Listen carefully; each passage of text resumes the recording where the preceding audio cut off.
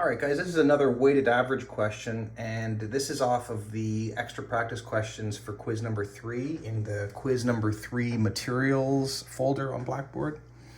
And so maybe if we look at question number 27, that's a good weighted average question.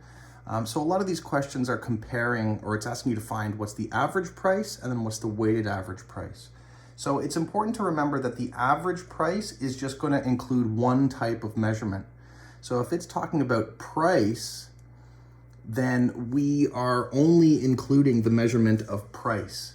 So what we'll do is just take those different prices. I think we have $3.50, we have $4.65,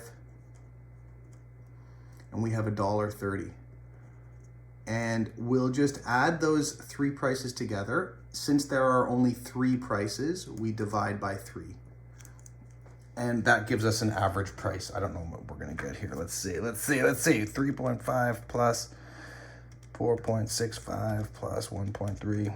Wow, 9.45 divided by 3 gives us 3.15. So if we're just looking at an average, we end up with $3.15 per bar of chocolate. So the next part of the question asks us for a weighted average calculation, and that's a little bit more to it.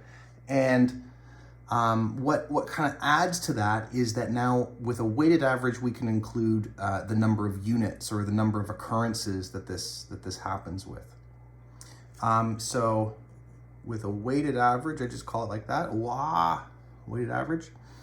We're going to take the number of bars that we bought, so 7 bars, and we're going to multiply it by the price per bar.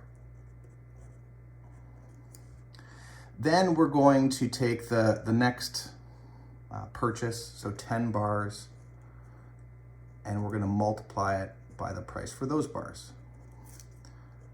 And then we're going to add that to the next purchase, 25 bars at $1.30 each.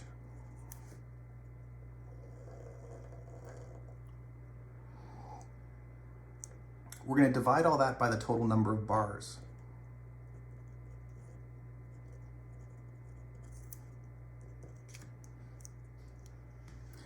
And then we'll figure out our numbers.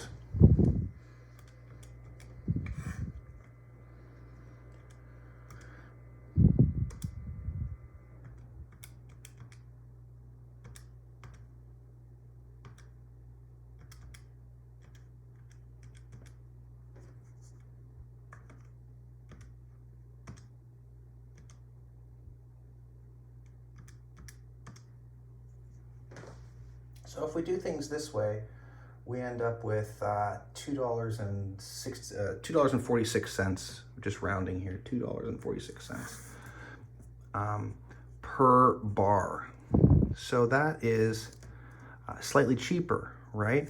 And so that sort of tells us that by using these units, we get a more accurate calculation. What sort of changed this number from this number is the fact that we have a lot of purchases, a lot of units purchased at that cheap price of $1.30.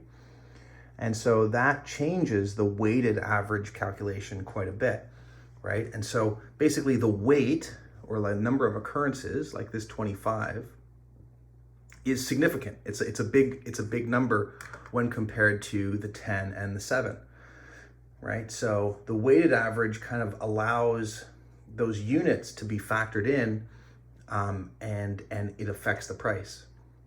So this is more accurate. This is a better representation of what the price really is. And if we were a business and we're buying and selling chocolate or making stuff from this chocolate, we would absolutely want to use this price because it's a much more accurate price. Anyway, hope you enjoyed all that. That's a weighted average for you.